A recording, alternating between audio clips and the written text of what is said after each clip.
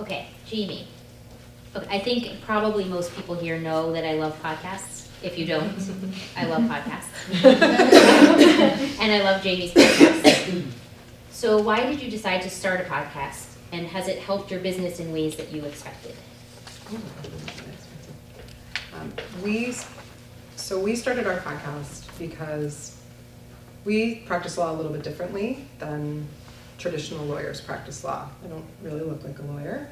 I don't really sound like a lawyer. And I think for a lot of people businesses that I serve, typically creatives or influencer in the influencer marketing space, even small businesses, particularly women-run businesses, that was interesting. But to really hire a lawyer, there's a lot of trust issues that can revolve around that because people get really nervous. Lawyers have a bad reputation, which I hate, and I'm trying to buck that. And so part of that is meeting me and knowing that I'm not like that. I'm not the typical lawyer. I'm not going to talk to you in a way that's going to make you feel like you're confused. I don't use legalese. And so the way that I find most of my clients find me is by meeting me or by hearing me speak. And so we were blogging. I've been a blogger for, I don't even want to talk about it, a really long time. And I've blogged off and on, personally, professionally. And the blog that we had, which we blogged all about influencer marketing, both legal and business side, it just wasn't working. It wasn't resonating. And we weren't getting readership. But yet we were giving information people wanted. And so we actually met somebody who runs a podcasting business. And he was like, why on earth are you not podcasting? And I was like, oh, that's a great idea. And I was really hesitant about it because I was like, I don't have space for it. And he basically, we outsourced it, which was the smartest thing we ever did. We show up, we press record, and we send it off. So knowing that I didn't have to do very much other than prep for that, which we have someone who researches for us and helps us with that, as long as I just had to show up, what it's done is it makes me personal and it makes people get to know us because we show a lot of our personality in our podcast. And so in that way, it lets us reach a wider audience of people. And so it doesn't require me, I travel a lot, which is hard with a young family. And so this is another way for me to sort of be out there and people get to know me in a way that I don't have to be on a plane all the time. So it has really positively impacted #legal. I have two businesses, #legal and another business, Businessese, which does their information products specific to the influencer marketing industry. And so the podcast is branded under Businessese, which is my information product business. And it actually drives clients to both Businessese and to #legal. And I don't know that I'm not sure we thought it would drive clients to #legal, but it does. So it sort of does both. Excellent, thanks. There are episodes, especially when they have the producer interview them. He's great. the one who yelled They're at great. us. I've known him some time. And every time he says, I'm going to cut that, I'm going to cut He that, he doesn't. And it's He's a big liar. It's fantastic. Okay, Emily, product-based businesses have their own set of challenges, from sourcing to production to distribution and so on. What's the most important piece of advice you have for product-based businesses? That's so hard.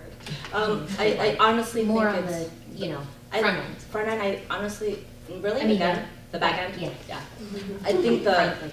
I think the money. I think it's the money. I think most designers and designers just don't know. Creative people do not understand finances. And I know I didn't. Came out of art school, I was like, what? I just make pretty things and people buy it, right? No. So I kind of had to learn from the ground up. Wait, how much does it cost me to make this thing? And if I sell it for this, am I going to make a profit? That affects the entire business. I would be out of business day one. So it's the money. Figure it out. Well, the inventory, tie to the inventory, right? I mean, well, it all goes down to money. It's how much are you making?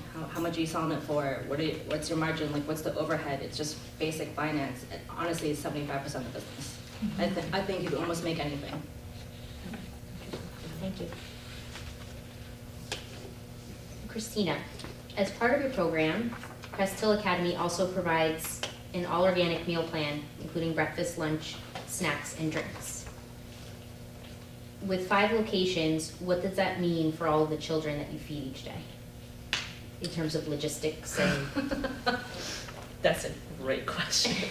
Well, so since this is about scaling your business, I'll walk you through the story of how we got onto the organic meal plan. So it goes back to Lyndhurst, our original little house. I was noticing some of the food that parents were bringing in, and they were not the most healthy. I saw a lot of Lunchables, a lot of, you know, I mean, this is also Lyndhurst, New Jersey, it's not Hoboken. So I think we kind of take a lot of things for granted. We're very knowledgeable, aware parents. So I was like, something's got to be different, something's got to change. I also had some children that were on the spectrum, and I started doing research about food and food coloring and how that relates to children activity behavior on the spectrum. So then it was like a rabbit hole. I ended up with organic, and like organic natural is the way to go. So it went from me in the beginning buying food from Costco because they had a great organic selection, and it was a warming kitchen. We warmed up food. It went from just, you know, lunches, and then we kind of expanded as East Hanover came online. That one has capacity for 144 children. We have about 130 some children there now. So it was no longer feasible for me to constantly go to Costco. I got really good rewards off my Costco card. So I was like, okay. So then we had a kitchen. So East Hanover, we had this kind of our cooking kitchen. We have a commercial kitchen with a full hood and everything. So I got my ServSafe certification, and I started cooking more. We started going to Albert's Organics, because Restaurant Depot, for those who are in the food business, they don't carry a lot of organic products. So we went to Albert's Organics and then supplemented with Trader Joe's and Costco. I was cooking in the kitchen, and then eventually, you know, I got to be about 50 kids, 75, 100, and now a day-to-day average we feed about 200, 250 children every single day. So then that scaled into hiring a kind of a helper for me. She was a retired grandma, and then we outgrew her, and she was like, okay, this is too much for me. I signed up for 75 children, now you have 150.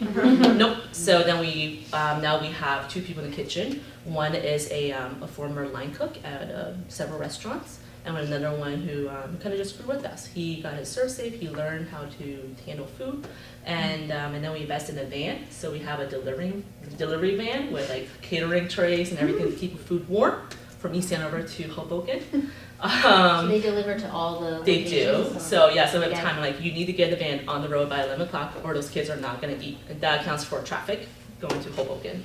And then we're actually in the process of building a bigger kitchen in East Hanover, another just under 2,000 square feet kitchen, because we kind of outgrown the little small kitchen we had. And it's kind of, we're kind of doing our own food business now too. What are you doing?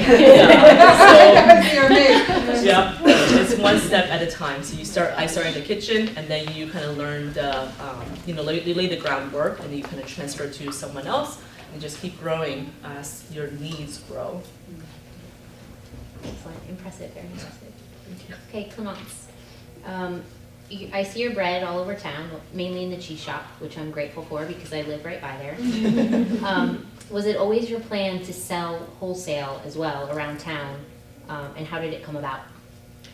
Actually, the cheese store was one of my first wholesale clients, and it was from the previous partnership that was in place there. And I always wanted to do wholesale, but I didn't know how I would do that and if I had the capacity. So I never, until we had the production facility, I never actually looked, you know, for a new wholesale customer. I was waiting for people to come to us. So that's pretty much where we are now. We are ready to start building this new business. And so far we have, I think, about 15 customers. So in Jersey City and Hoboken. We don't go. We just started going to Manhattan, so that's the main thing. I'm not going with the store myself, but selling to customers there, like, why not?